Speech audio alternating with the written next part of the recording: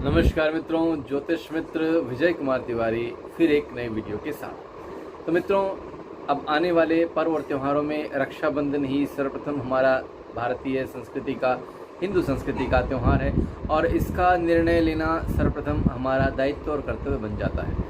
तो मित्रों, आज मैं इसी विषय पर चर्चा करने आया हूँ कि रक्षाबंधन 2023 यानी अगस्त में किस दिन बांधी जाए, 30 अगस्त को या 31 अगस्त को, किस दिन शुभ मुहूर्त रहेगा और किस दिन अशुभ मुहूर्त रहेगा।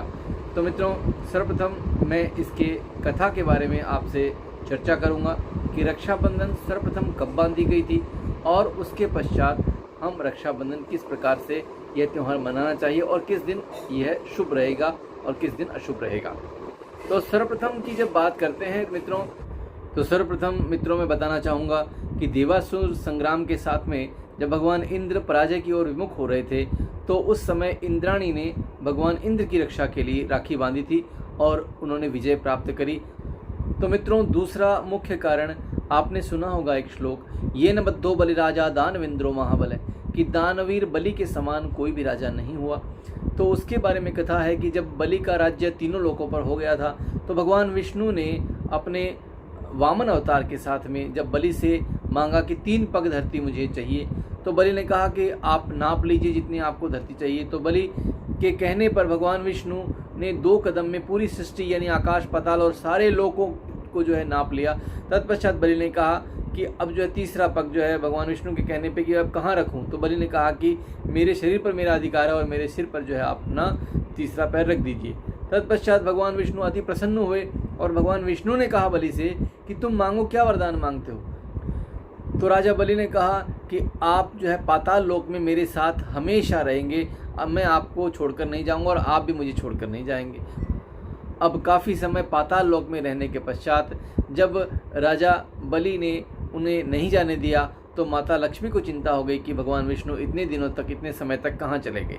तो माता लक्ष्मी ने बृहस्पति भगवान से पूछा कि मेरे पति कहाँ हैं, तो आप कृपया करके मुझे बताइए। तो बृहस्पति भगवान ने बताया कि वे तो जो है पाताल लोक में बलि ने उन्हें वरदान के रूप में मांग रखा और वे वहीं पर हैं। तो माता लक्ष्मी ने एक युक्ति लगाई और उन्होंने जब रक्षाबंधन का ही दिन है यानी श्रावणी पूर्णिमा का ही दिन था तो माता लक्ष्मी जो है उनके पास गई, राजा बलि के पास, और राजा बलि को राखी बांधी।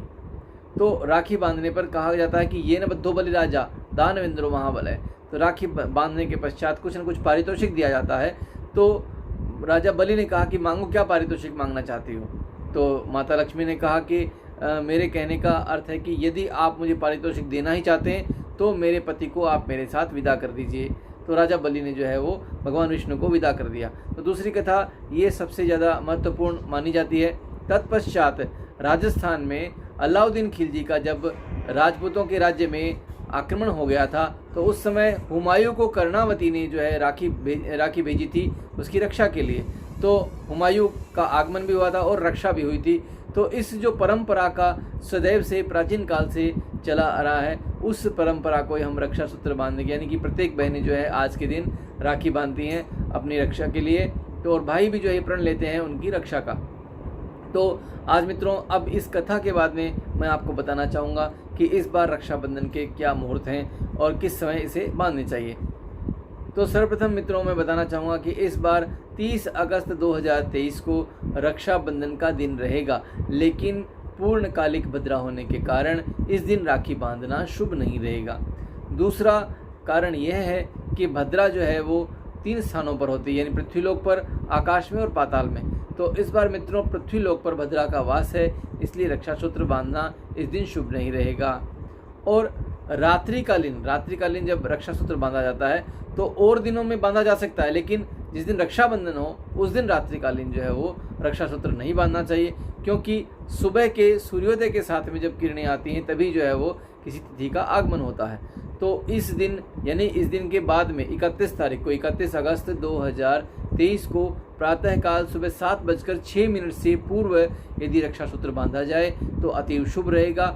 यानी सूर्योदय से या ब्रह्मुहूर्त में भी बांधा जा सकता है, तो 7:06 से पहले रक्षा सूत्र बांध लेना चाहिए, जो आपका अति शुभकारी रहेगा। साथ में इस मंत्र को बोलिए, ये न बद्धो बलि राजा दानवेंद्रो महाबल तेने त्वम अनुबध्ना में रक्षे तो माँ चल। यानी भगवान विष्णु की तरह, जैसे भगवान विष्णु रक्षा करते हैं सभी की, यानी पालनहार हैं, सभी की रक्षा करते हैं, उसी प्रकार से भगवान हमारी भी रक्षा करे और सभी बहनों की भी रक्षा करे।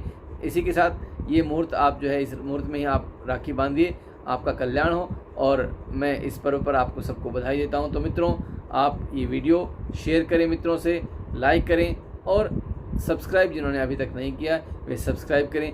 धन्यवाद। जय हिंद।